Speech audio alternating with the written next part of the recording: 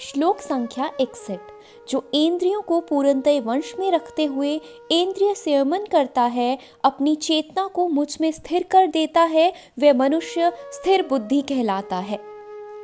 तात्पर्य: इस श्लोक में बताया गया है कि योग सिद्धि की चरम अनुभूति कृष्ण भावनामृत ही है।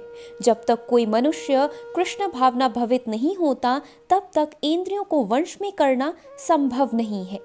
जैसा कि पहले ही कहा जा चुका है, दुर्वासा मुनि का झगड़ा महाराज अम्बरीश से हुआ, क्योंकि वे गर्भवश महाराज अम्बरीश पर क्रोधित हो गए, जिससे अपनी इंद्रियों को रोक नहीं पाए।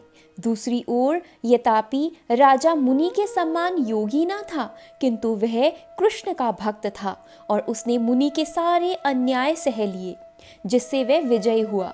राजा अपनी इंद्रियों को वश में कर सका क्योंकि उसमें निम्नलिखित गुण थे, जिनका उल्लेख श्रीमद् भागवतम में हुआ है।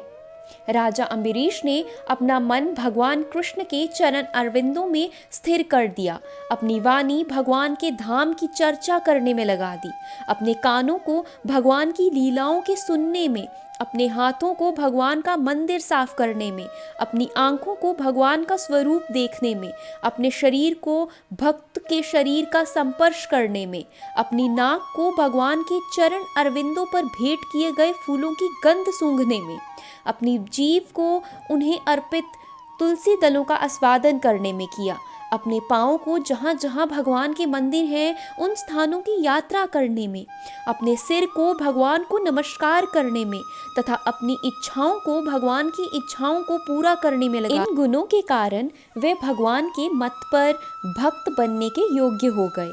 इस प्रसंग में मत पर शब्द अत्यंत सार्थक है। कोई मत पर किस तरह हो सकता है, इसका वर्णन महाराज अम्बरीश के जीवन में बताया गया है।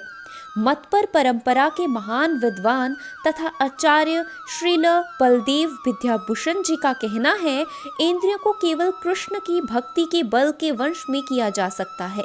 कभी कभी अग्नि का भी उदाहरण दिया जाता है।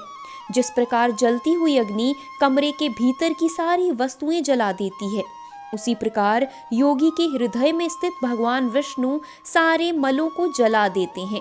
योग सूत्र में भी विष्णु का ध्यान अवश्य बताया है, शून्य का नहीं। तथा कथित योगी को विष्णु पद को छोड़कर अन्य किसी वस्तु का ध्यान धरते, वे केवल मृग मारीचिकों की खोज में वृथा ही अपना समय गंवाते हैं। हमें कृष्ण भावना भवित होना चाहिए, भगवान के प्रति अनुरक्त होना चाहिए। असली योग का यही उद्देश्य है। हरे कृष्णा।